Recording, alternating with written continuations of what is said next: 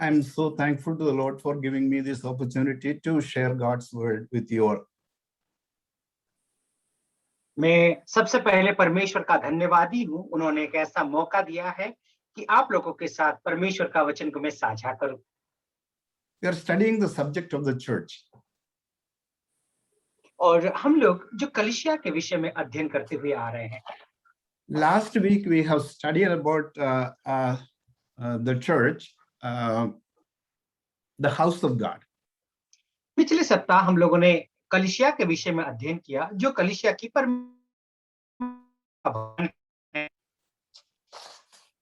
I have told you that the saved children of God have different names.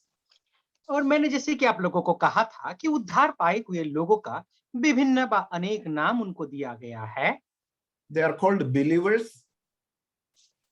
उन लोगों को विश्वासी कहा गया है। 80 times they are called believers in the Bible. और 80 बार उनको विश्वासी कहा गया है। They are called disciples about 30 times in the Bible. और 30 बार उन्हें चेले करके कहा गया है। They are called saints about 60 times. और उनको संत करके 60 बार परमेश्वर का वचन में कहा गया है। They are called brethren 200 times. और कलीसिया को 200 बार ब्रदरन करके कहा गया है। They are called Christians 3 times. और उनको जो है मसीह करके 3 बार कहा गया है। I'm not going to say everything that I said last week. पिछले सप्ताह मैंने जो कुछ भी कहा है उन सब विषय को फिर से मैं दोहराना नहीं चाहता। But I just want to bring to your remembrance certain things that we have studied last week. और लेकिन आप लोगों का ध्यान को केंद्रित करने के लिए मैं जो है पिछले सप्ताह जो कुछ भी कहा है उन थोड़ी सी बातों को दोहराना चाहता हूं। It will take only a few minutes to go through what we have studied last week. और ये अभी हमारे लिए कुछ ही चंदों मिनट ही लगेगा जो पिछले सप्ताह हम लोगों ने जो कुछ भी अध्ययन किए थे। We also have studied that the church has different names. और हम लोगों ने इस विषय को अध्ययन किया था कि कलीसिया के विभिन्न नाम हैं। It is called the Church of God. और इसको जो है परमेश्वर की कलीसिया करके कहा गया है। It's called the Church of Christ. और इस जो है कलीसिया को मसीह की कलीसिया के रूप में भी कहा गया है। It's called the Church of Christ of the Saints. और ये कलीसिया को संतों की कलीसिया के रूप में भी कहा गया है। Then there are local churches like Church in Galatia, Ephesus, Colossae, and so on. और जैसे कि हम लोग देख सकते हैं कि ये स्थानीय कलीसिया हैं। गलातियों की कलीसिया हो गई, एफिसियों की कलीसिया हो गई, कोलोसी की कलीसिया और ऐसे बहुत सारे कलीसियाएं हैं। It is also called assembly and congregation. और इस कलीसिया को जो है असेंबली बा एकत्रित होने वाली एक झुंड के रूप में भी कहा गया है। So let us go through what we have studied last week in summary. और आइए हम लोग पिछले सप्ताह जो कुछ भी एक विषय को अध्ययन किया था उसका जो है उपसंहार को हम लोग देखेंगे। Jesus is the builder of the church. प्रभु यीशु मसीह कलीसिया का स्थापनाकारी है। The gospel must be preached. सारे संसार में सुसमाचार प्रचार किया जाना चाहिए। We have seen what the gospel is. Everyone who believes in the Lord Jesus Christ will be saved. और हम लोगों ने इस विषय को देखा था कि सुसमाचार क्या है। जो लोग प्रभु यीशु मसीह को विश्वास करते हैं वे सब के सब उद्धार पाएंगे। We also have seen that the Great Commission must be done in the power of the Holy Spirit of God. और इस विषय को भी हम लोगों ने देखा था कि जो सबसे महान परमेश्वर की आज्ञा है ये आज्ञा को पवित्र आत्मा की सामर्थ्य से ही किया जाना चाहिए। On the day of Pentecost, apostles preached the gospel.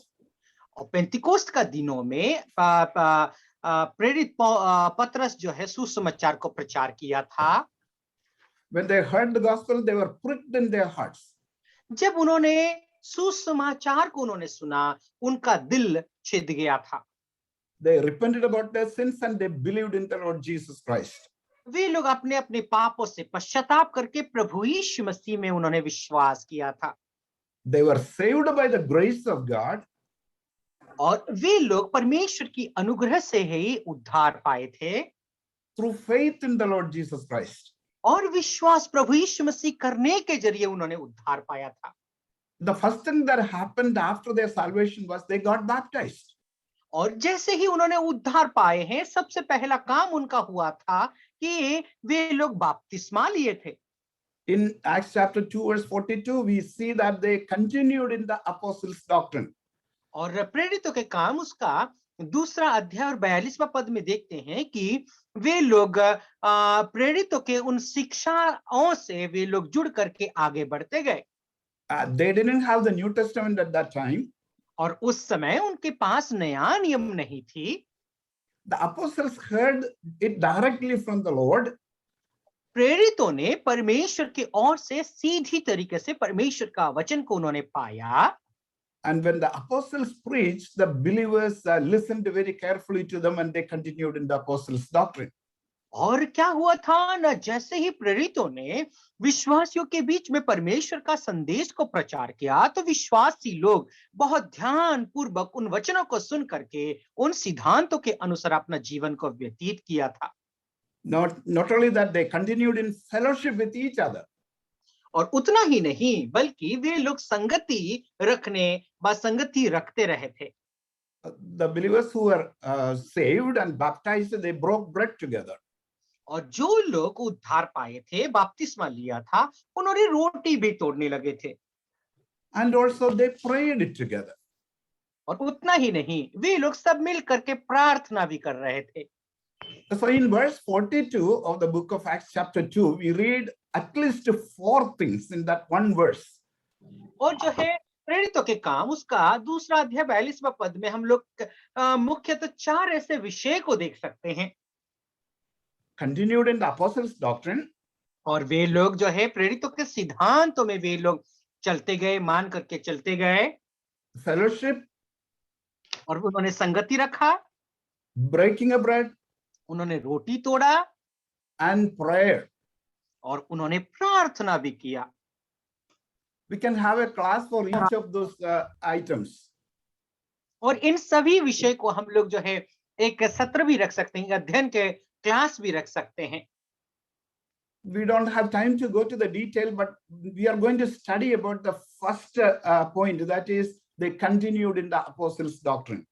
और हमारे पास ये सब कुछ अध्ययन करने के लिए समय नहीं है, लेकिन उसमें से एक ऐसा विषय को हम लोग देखेंगे कि वे लोग प्रेरितों के सिद्धांतों में अपना जीवन को जो है बढ़ाते गए।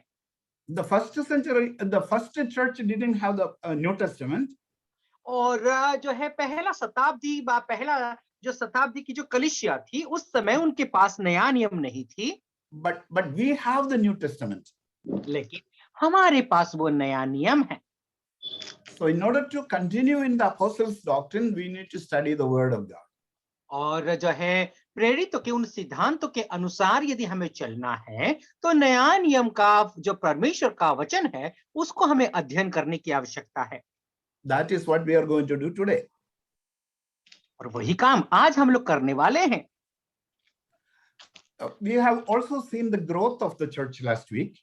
और पिछले सप्ताह हम लोग जो है कलीसिया की बढ़ोतरी के विषय में भी देखा है। In the first message of Simon Peter, the 3,000 people were saved. और जो है प्रेरित पतरस के पहला संदेश में 3,000 लोग उद्धार पाए थे। Then in Acts chapter 2 verse 47, we read that the Lord added to the church daily people who were saved. और जो लोग विश्वास करते गए, उद्धार पाते गए, परमेश्वर ने कलीसिया में उनको जुड़ते चला गया। वो हम लोग जो है दूसरा अध्याय 47वां पद में पढ़ सकते हैं। In a few days, the number increased to 5,000. कुछ ही दिनों के पश्चात ही वो जो संख्या 5,000 में परिवर्तित हो गया। The number of believers multiplied. और जो है कलीसिया के विश्वासी लोग दिन ब दिन बढ़ते चले गए। Again in Acts chapter 9 and verse 31, we read that the churches were multiplied. और प्रेरितों के काम उसका 9वां अध्याय 31वां पद में हम लोग इस बात को भी पढ़ सकते हैं कि कलीसियाएं बढ़ती चली गई। So this is the summary of what we have studied last week. और जो है पिछले सप्ताह जो कुछ भी हम लोगों ने पढ़ा है, उसकी ये है उपसंहार। So today we are going to study about the church and the Bible. और आज हम लोग जो है कलीसिया और परमेश्वर के वचन के विषय में अध्ययन करेंगे। We know that we have only one book to follow. और हम सब जानते हैं कि हमारे पास एक ही एक पुस्तक है जिसका हमें अनुकरण करना है। all our doctrines are taken from that one book. और हमारे सभी जो है सिद्धांत हैं उसी एक ही पुस्तक से ही ले लिया गया है। The Bible says that that book is God breathed or inspired. और परमेश्वर का वचन बाइबल हमें ये बताती है कि यह पुस्तक परमेश्वर के निश्वसित वचन है। 2 Timothy chapter 3 and verse 16 says that all scripture is given by inspiration of God and is profitable for doctrine, for reproof, for correction, and instruction in righteousness. और दूसरा तिमोथियुस उसका 3रा अध्याय और 16 पद में हम इस तरीके से पढ़ सकते हैं कि जो है प्रत्येक धर्मशास्त्र परमेश्वर का वचन परमेश्वर के ओर से दिया गया वचन है और ये वचन मनुष्य का जो है करेक्शन के लिए, मनुष्य का सुधार के लिए और मनुष्य का जो है इंसान का जो है सिद्धांतों के लिए और उसकी धार्मिकता के लिए दी गई है। It is also called the word of God or Bible. और इस वचन को जो है परमेश्वर का वचन व बाइबल भी कहा गया है। We call it the Holy Bible. और हम इस बाइबल को पवित्र बाइबल करके कहते हैं। It is also called scripture or oracles of God. और इसको जो है शास्त्र व परमेश्वर का जो है आज्ञा के रूप में भी कहा गया है। Several years ago, I heard a slogan from a servant of God. और कुछ साल पहले मैंने एक परमेश्वर का जो दास है उनके जीवन से कुछ एक स्लोगान को इस तरीके से मैंने सुना था। I repeat that slogan in my heart frequently. और इस बात को जो है मैं बार बार अपने मन में अपने हृदय में मैं दोहराते रहता हूं। I have taught that slogan in my church. और ये जो स्लोगन थी, ये जो संदेश थी, उस संदेश को मैंने मेरे कलीसिया में भी मैंने शिक्षा दिया है। If you want to learn it by heart, it is a good slogan. और यदि आप इसको जो है स्मरण रखना चाहते हैं और कंठस्थ करना चाहते हैं, बहुत अच्छी एक स्लोगन है। It will help you in times of difficult decisions.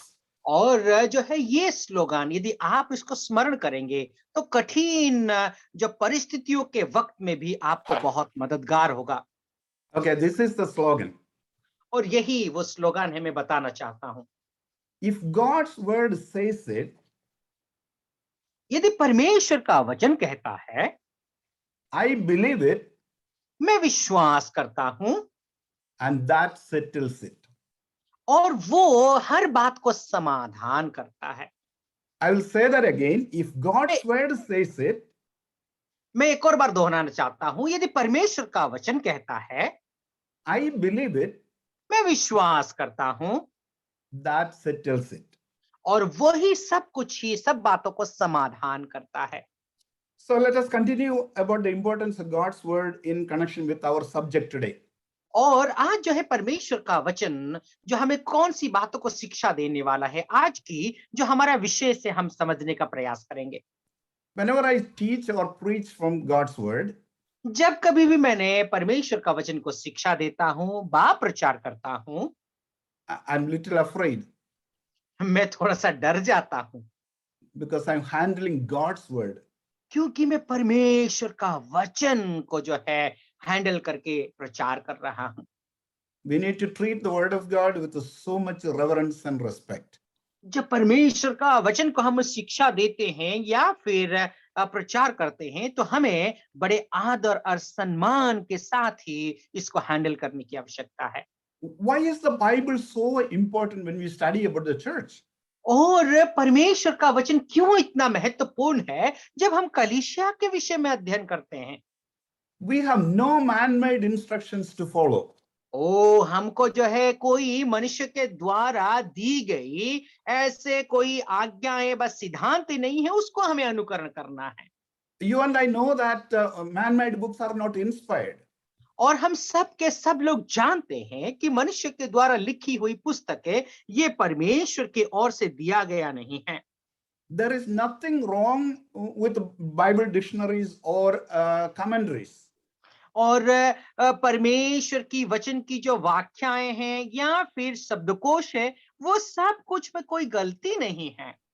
And there are other helpful books also.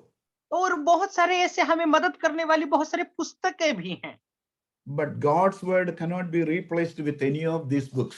लेकिन जो है परमेश्वर का वचन को हटा करके और दूसरा पुस्तक को हम कभी जो है स्थानांतरित नहीं करते हैं, व उसके बदले में कोई भी पुस्तक को हम लोग स्थान नहीं दे सकते। In order to study the Bible, you have to read the Bible. यदि परमेश्वर का वचन को अध्ययन करना है तो आपको पढ़ना पड़ेगा, You can meditate on what you are reading. और जो कुछ भी तुम पढ़ते हो उसको आप ध्यान कर सकते हैं, You can study it by book. और एक एक पुस्तक करके आप अध्ययन कर सकते हैं, You can study it by a passage. और एक अध्याय के रूप में भी आप अध्ययन कर सकते हैं, एक भाग के रूप में अध्ययन कर सकते हैं, You can take a verse and study it. और एक पद को लेकर के आप अध्ययन कर सकते हैं, You can even study it word by word. और आप एक एक पद को लेकर के, एक एक वचन को लेकर के आप अध्ययन कर सकते हैं। There are thousands of subjects in God's word. परमेश्वर का वचन में हजार ऐसे विषय हैं, हमें अध्ययन करना पड़ेगा। So the first step is to read the Bible. और सबसे पहला सोपान, सबसे पहला सीढ़ी ये है कि परमेश्वर का वचन को पढ़ना है। When you start studying God's word, you do three things. जब आप परमेश्वर का वचन को आप अध्ययन करते हैं तो आपको तीन ऐसे कामों को करना है। You read the Bible and then observe what is written there. और आप सबसे पहले परमेश्वर का वचन को अध्ययन करेंगे, और जो कुछ भी लिखा है उसको आप निरीक्षण करेंगे। Then you interpret what you have read. और जो वचन को आपने पढ़ा है उस वचन को फिर बाद में आप व्याख्यान करेंगे। Then you try to apply what you have studied. और जो कुछ भी आपने पढ़ा है उसको अपने जीवन में लागू करेंगे। I don't know whether you have the habit of reading the Bible and meditating on it. और मैं जो है इस बात को जानता नहीं कि आपके जीवन में परमेश्वर का वचन को पढ़ने के बाद उसको आप ध्यान करते हैं या नहीं। It is a good practice to read the Bible and then spend a few minutes in quiet time. और ये बहुत अच्छी आदत होगी कि परमेश्वर का वचन को पढ़ना और कुछ समय के लिए उस वचन को जो है ध्यान करना बहुत जरूरी है। I'm not saying that everything you read you will be able to understand. और मैं ये नहीं कहता कि जो कुछ भी आप पढ़ते हैं सब कुछ आप समझ सकते हैं। There are difficult passages in the Bible. परमेश्वर का वचन में बहुत सारे ऐसे कठिन भागे हैं। When you read it the first time, you may not understand what is in it. और जब आप पहली बार पढ़ते हैं तो जो कुछ भी आप पढ़ते हैं उसको शायद आप समझ नहीं पाएंगे। Read that passage once more. और उस पैसेज को, उस अध्याय को एक और बार पढ़ लीजिए। You will get something from it. और आप जब पढ़ेंगे तो उसमें से आपको जरूर कुछ ना कुछ आपको मिलेगा। Read it again. और उसको एक और बार पढ़ लीजिए। Slowly you will understand what is written there. और धीरे धीरे जो कुछ भी बातें वहां पर लिखी गई है आपको समझ में आता जाएगा। You may have to read that passage several times to understand what is written there. और उस अध्याय को समझने के लिए आपको काफी बार पढ़ना पड़ सकता है ताकि उस अध्याय में क्या लिखी गई है आप समझ पाएंगे। When you read the Bible, you can ask some questions. जब आप परमेश्वर का वचन को पढ़ते हैं तो कुछ ऐसे सवालों को परमेश्वर का वचन से आप कर सकते हैं। First of all, what is this passage about? और सबसे पहले ये अध्याय क्या है आप सवाल कर सकते हैं। Who is the writer of that passage?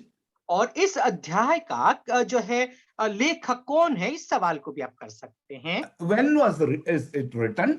और कब ये अध्याय लिखी गई थी? Where was it written from?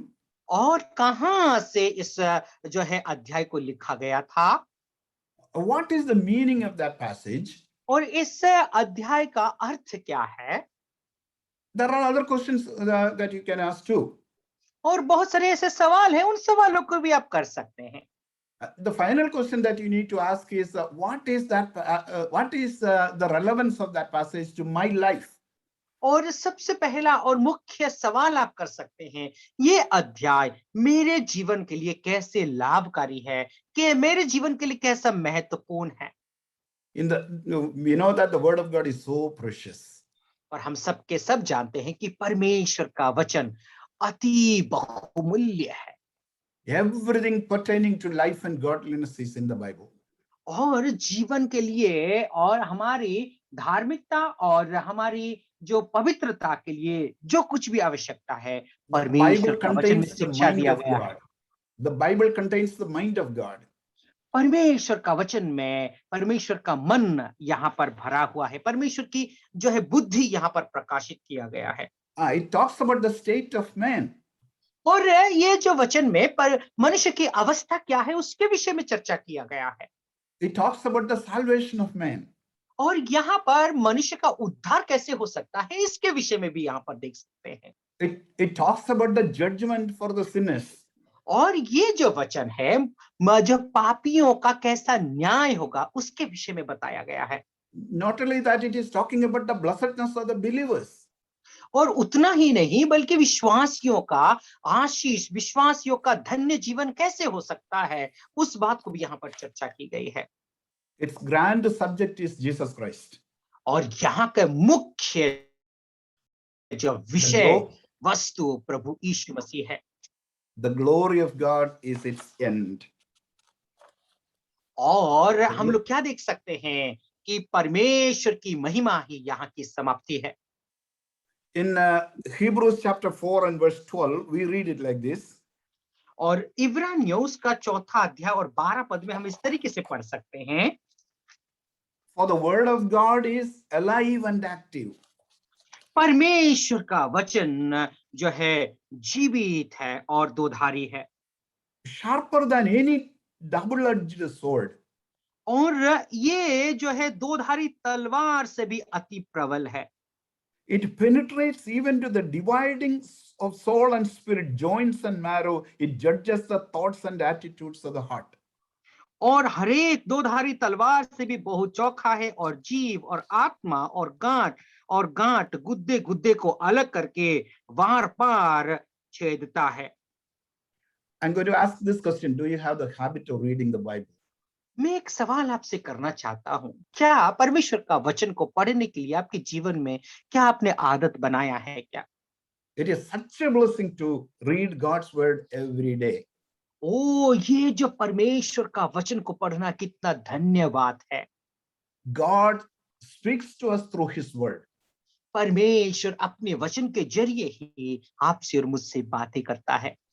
He gives us guidance daily through his word. और परमेश्वर का वचन के जरिए ही आपको और मुझे परमेश्वर रोज अगवाही करते हैं। So the reading of the scripture cannot be ignored. परमेश्वर का वचन पढ़ना आप और मैं कभी भी उसको नाकार नहीं सकते, उसको अवहेलना नहीं कर सकते। I want to bring to your attention another verse in the Bible, 1 Peter chapter 2 and verse 2. और एक और वचन आप लोगों के सामने मैं लेकर के आना चाहता हूं, वो ये है कि पहला पत्रस 2 अध्याय 2 पद। There we read that like newborn babies crave pure spiritual milk so that by it you may grow up in your salvation. और वहां पर इस तरीके से हम लोग पढ़ते हैं, नए जन्मे हुए बच्चों के नाई निर्मल आत्मिक दूध की लालसा करो ताकि उसके द्वारा उद्धार पाने के लिए बढ़ते जाओ। So in order to grow in our spiritual life, we need to crave pure spiritual milk. और जो है एक आत्मिक जीवन में यदि हमें बढ़ना है तो हमें आत्मिक उस दूध के लिए लालसा रखने की आवश्यकता है। Also we read in Psalm 119 and verse 105.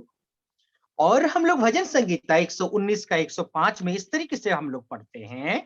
There we read that your word is a lamp for my feet, a light on my path.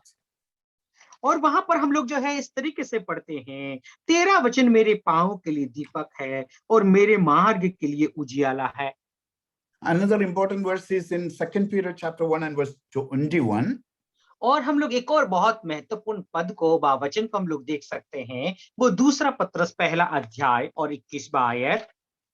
Again, it talks about God's word. It talks about prophecy. A prophecy never came by the will of man, but holy men of God spoke as they were moved by the Holy Spirit. और जो है यहाँ पर भी परमेश्वर का वचन में दर्शाया गया है। वहां पर हम लोग देखते हैं, क्योंकि कोई भी भविष्यवाणी मनुष्य की इच्छा से कभी नहीं हुई, पर भक्तजन की पवित्र आत्मा के द्वारा उभारे जाकर परमेश्वर की ओर से बोलते थे। We know that there are so many Bible schools among us. और हम सब के सब जानते हैं कि हमारे बीच में बहुत सारे ऐसे बाइबल स्कूल्स हैं। What is the purpose of these Bible schools? और ये जो बाइबल स्कूल्स का उद्देश्य क्या है? Why do we have Bible studies in our church? हमारे कलीसियाओं में क्यों हमें बाइबल अध्ययन का सत्र को रखते हैं?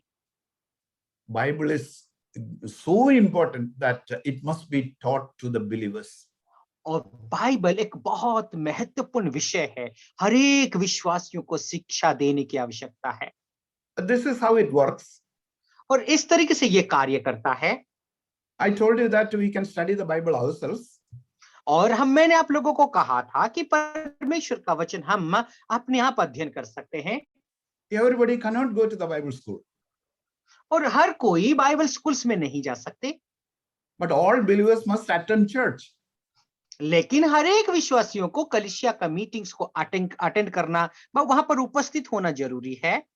Last week we have seen the importance of attending the church meetings.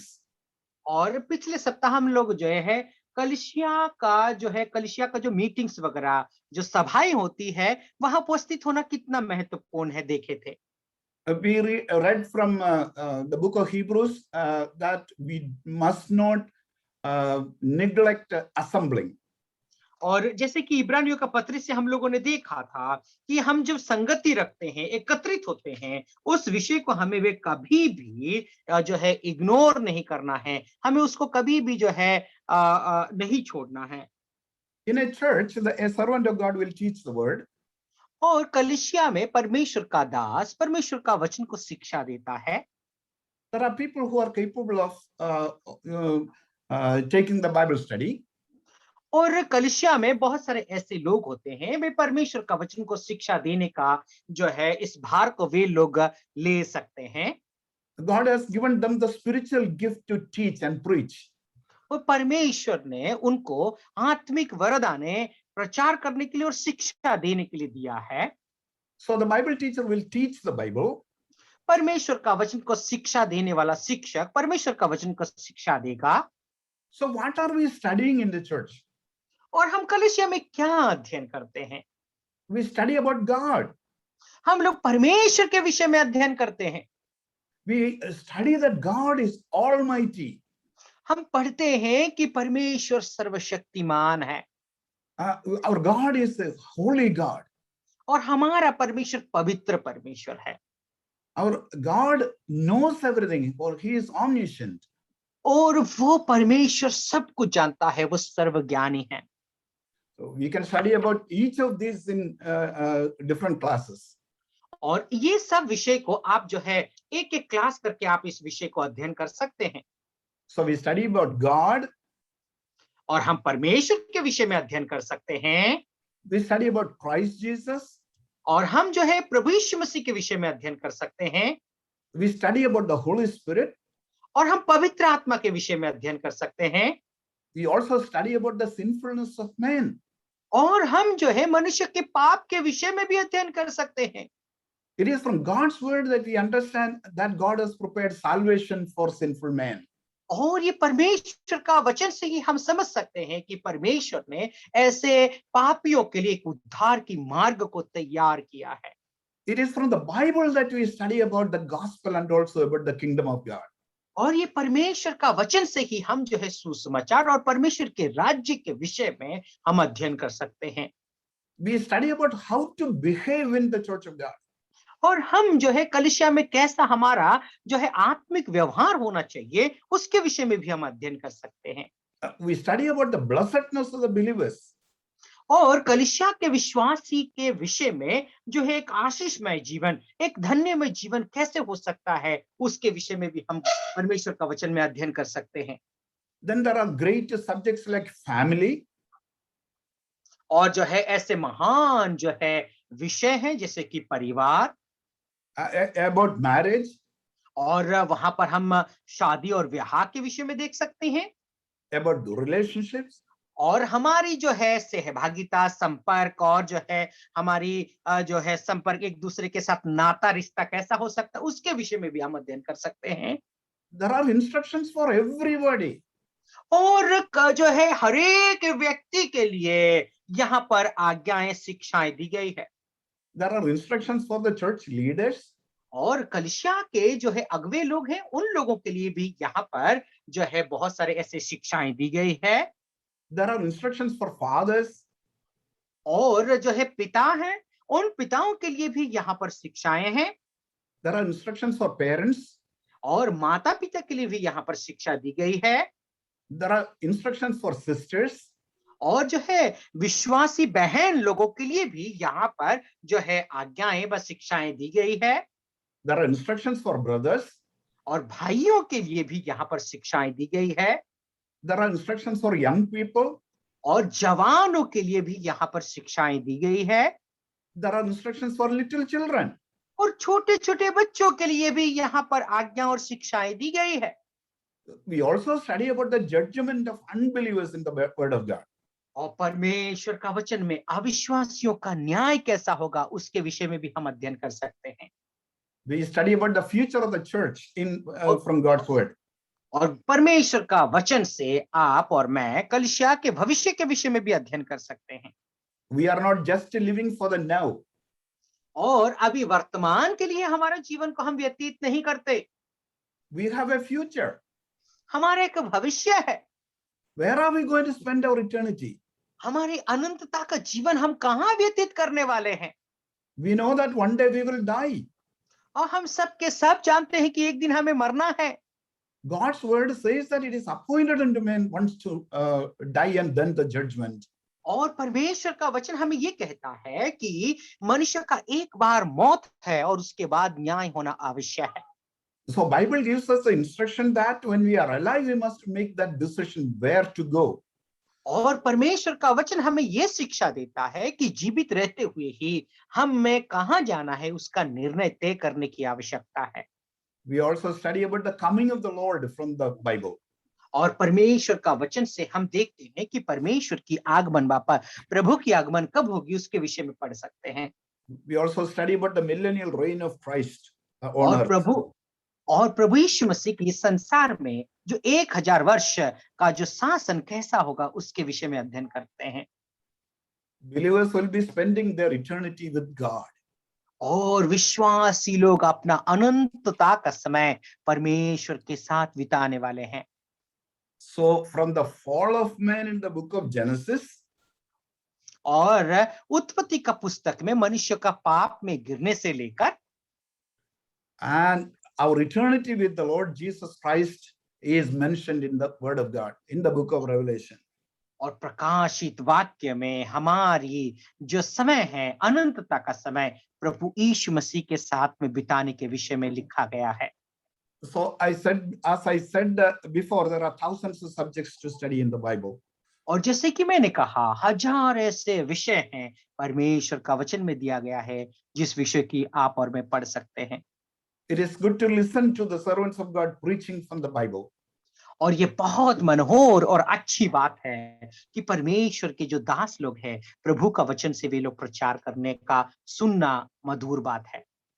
When the servant of God is preaching, are you listening? जहाँ परमेश्वर का दास प्रचार करते हैं क्या उन वचनों को आप ध्यान से सुनते हैं? Or is your physical presence is there but your mind is so far from there?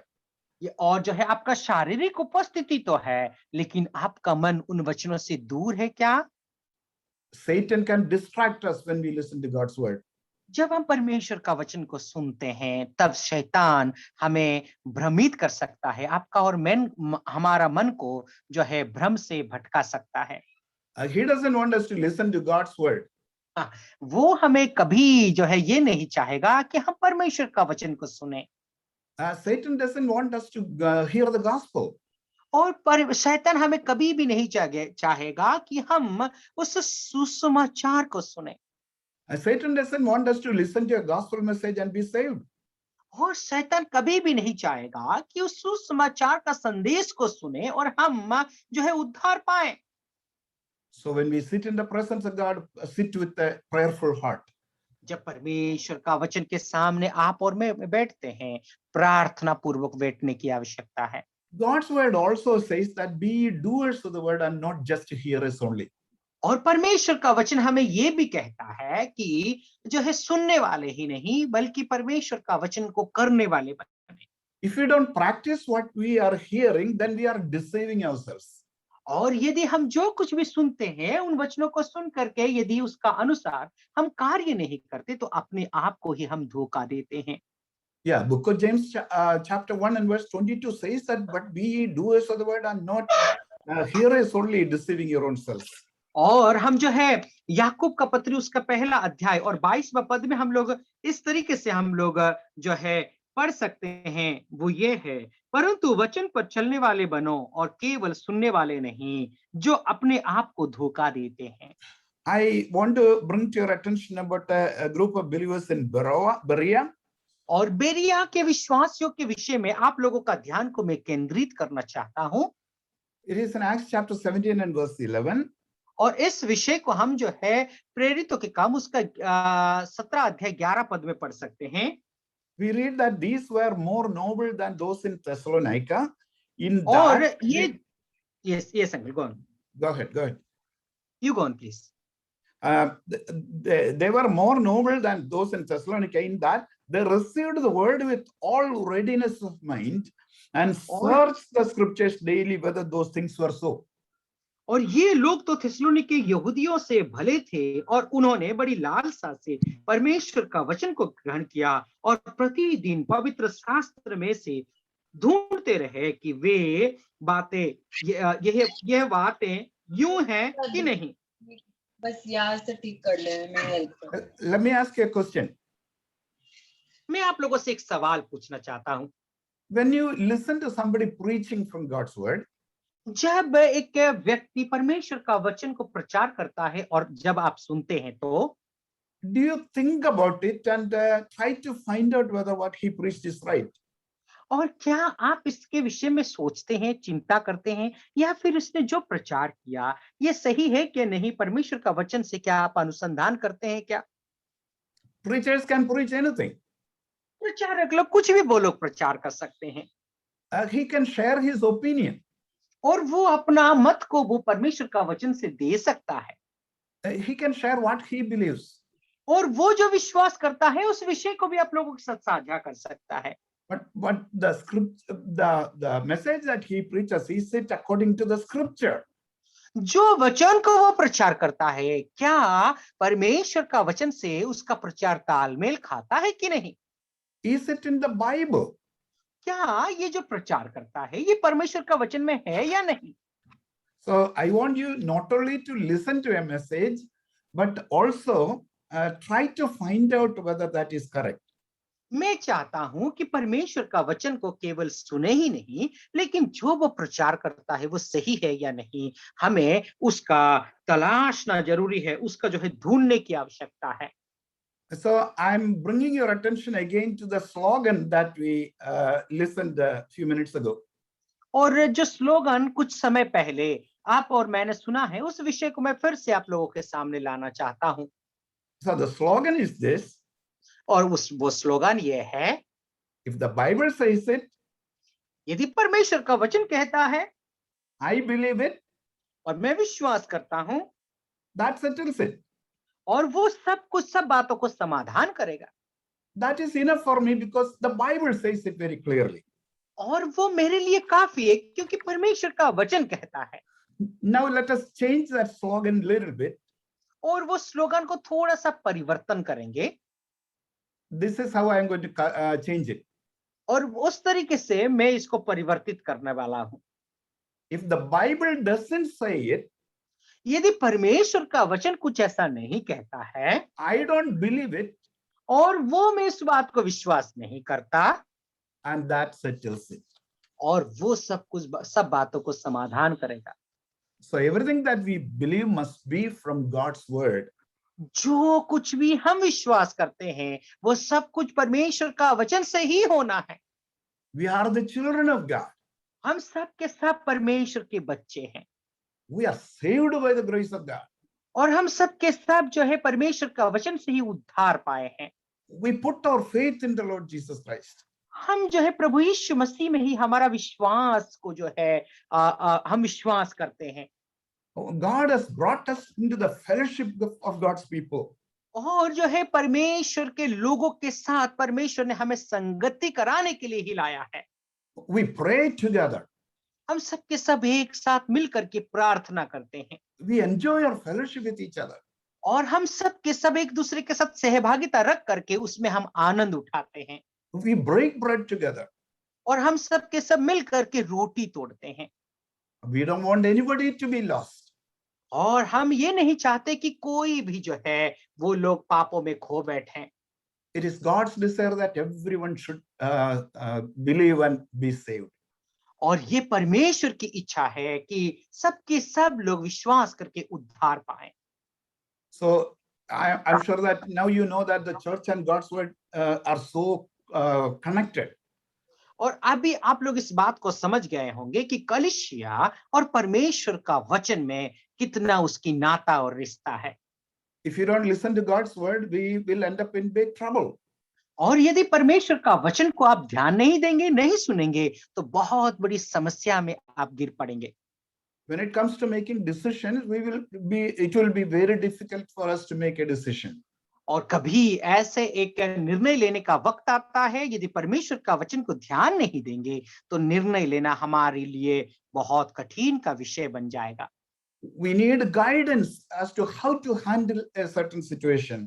और कैसे ऐसे परिस्थितियां आती हैं, उन परिस्थितियों को हमें जो है उसको हैंडल करना है, तो हमें अगुवाई की आवश्यकता है।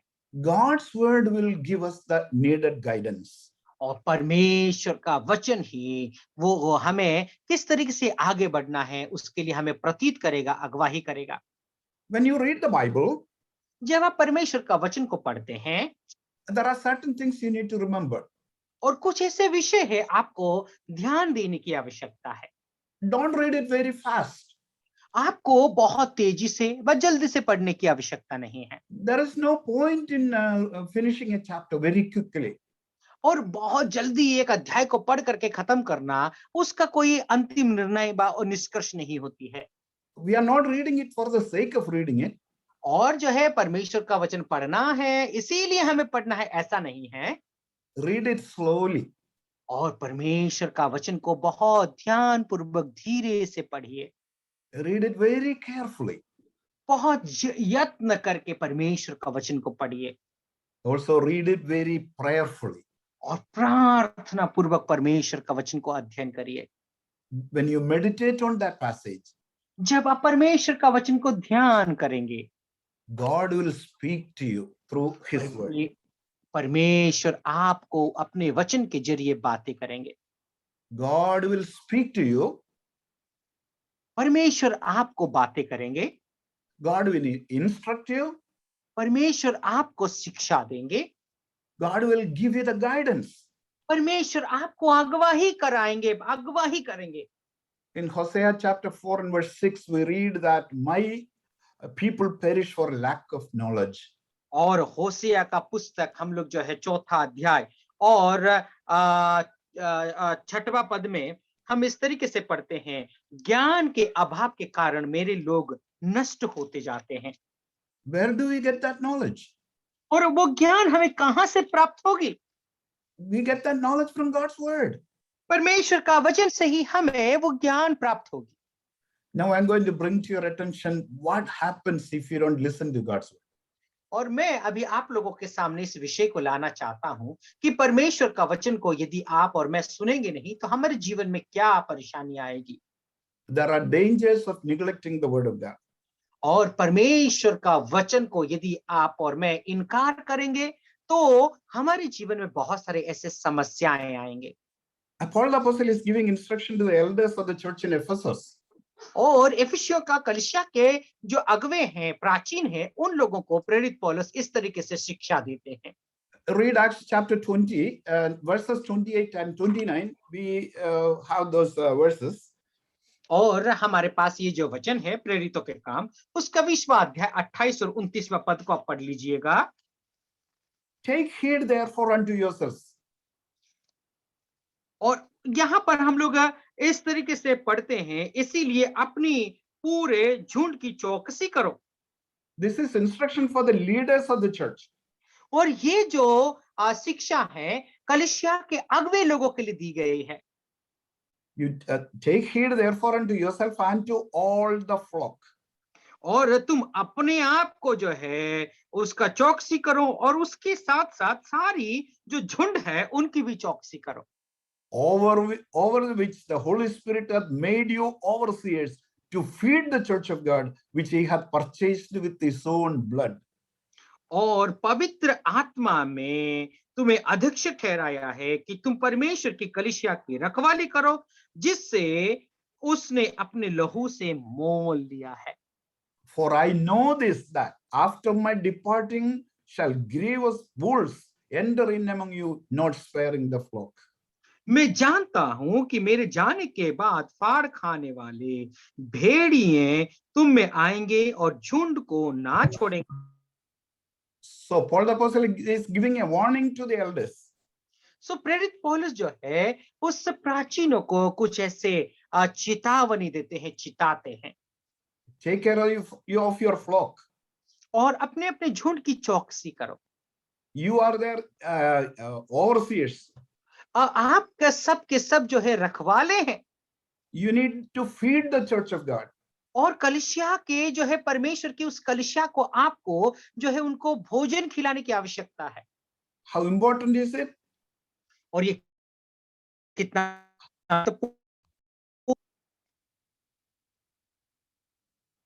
यह कितना महत्वपूर्ण है।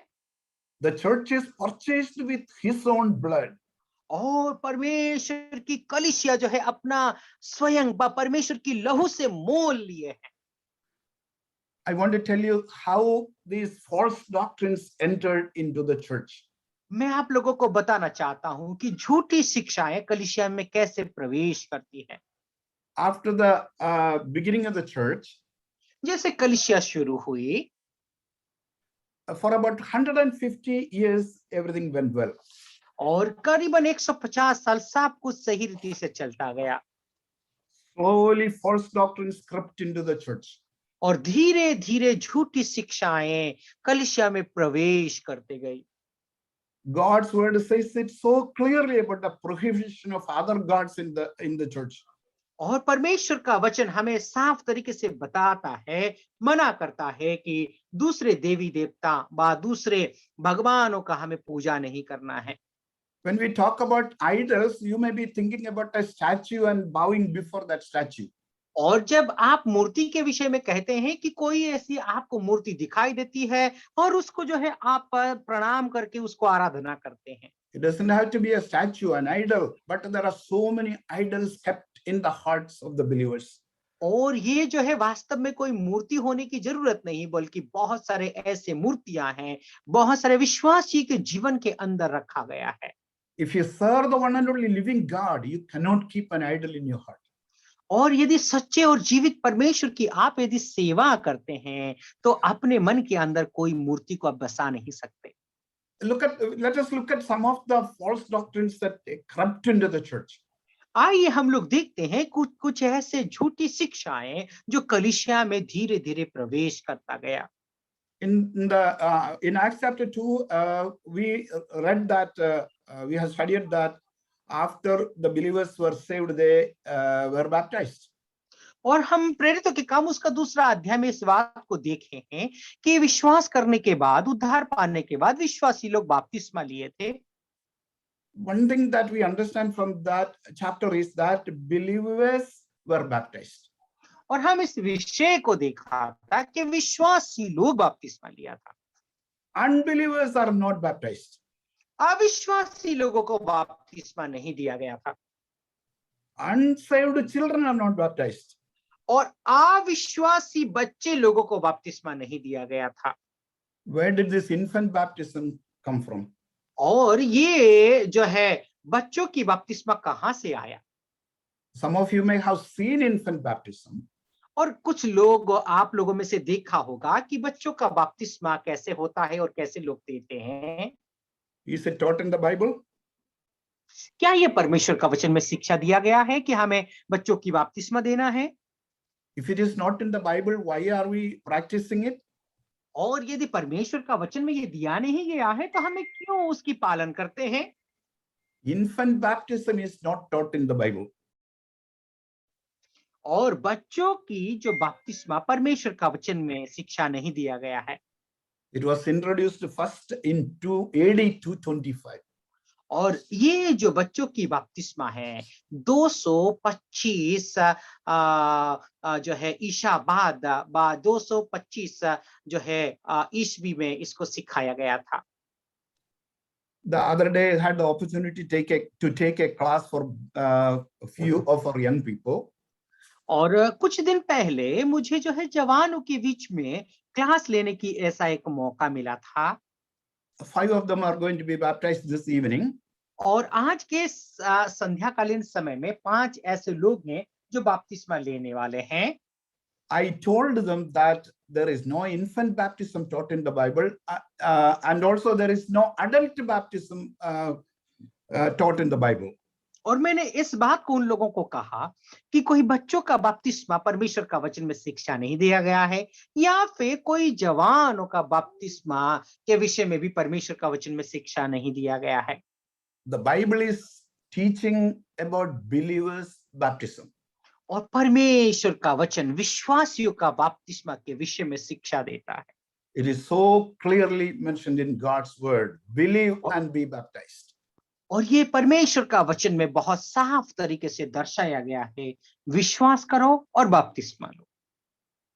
I'm moving forward. और मैं बहुत जल्दी आगे बढ़ना चाहता हूँ।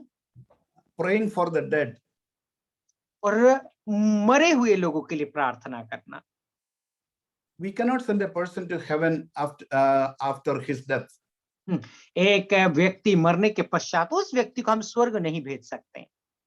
If we pray for that dead person, if he is not saved, he cannot go to heaven.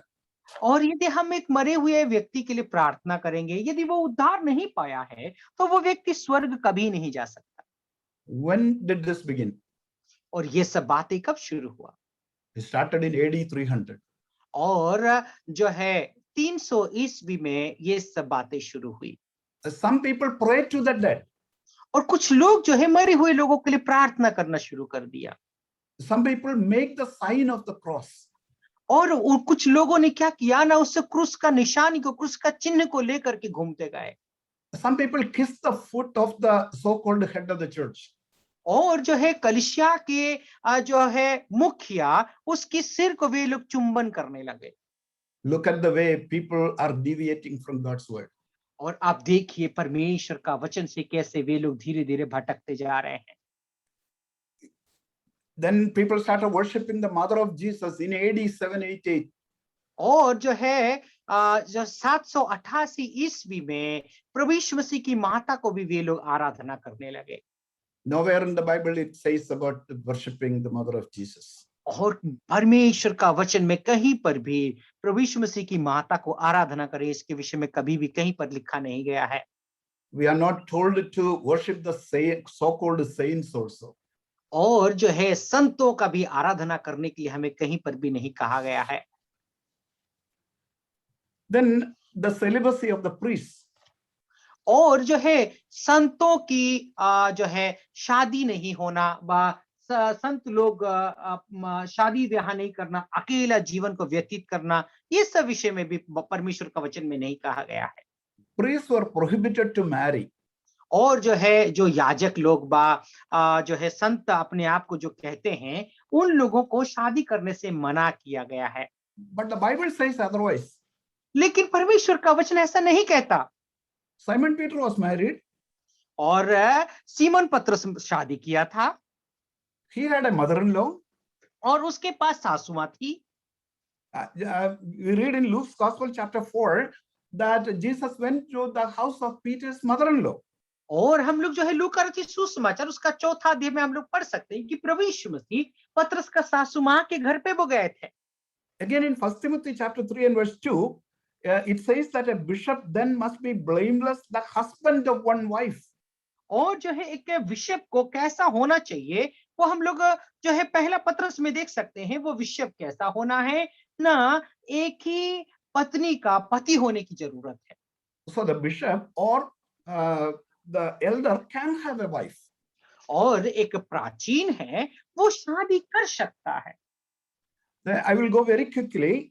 मैं थोड़ा बहुत जल्दी आना चाहता हूँ। Some people confess their sins to a priest. और कुछ लोग जो है अपना पाप को प्रीस्ट के सामने कबूलते हैं। It started in AD 1215. और ये जो है 1215 ईस्वी में ये सब कुछ शुरू हुआ। What does the Bible say? और परमेश्वर का वचन हमें क्या बताता है?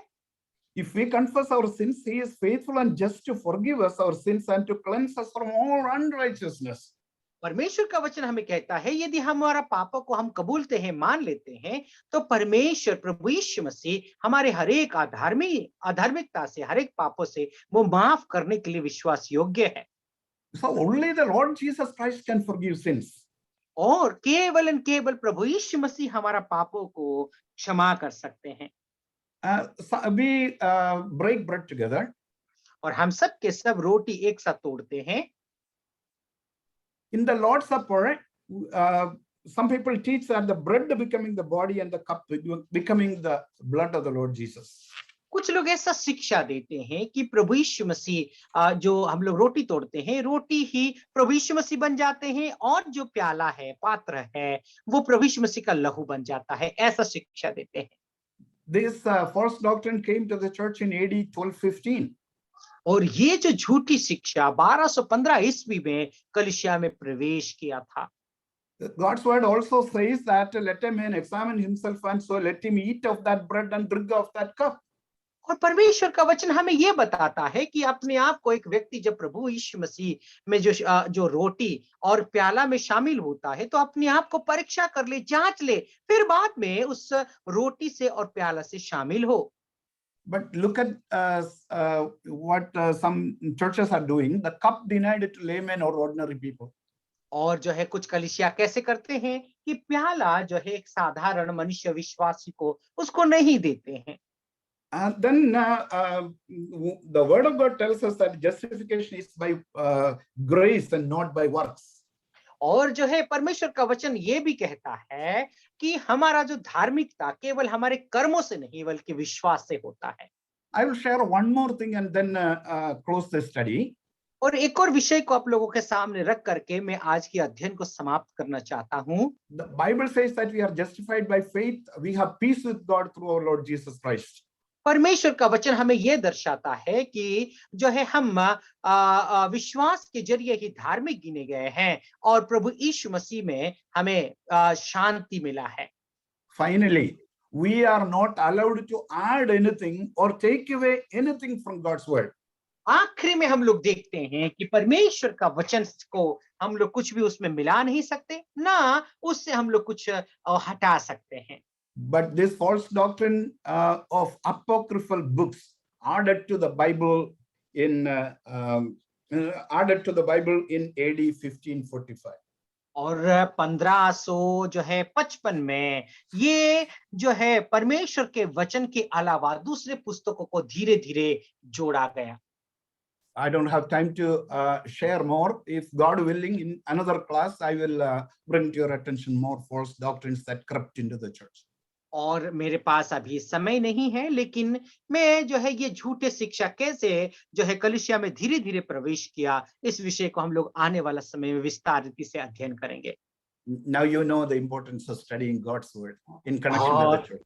और अभी जो है कलीसिया के साथ जुड़ा हुआ कैसे परमेश्वर का वचन है और इसका महत्व तक क्या है, शायद आप समझ गए होंगे। Thank you so much and God bless.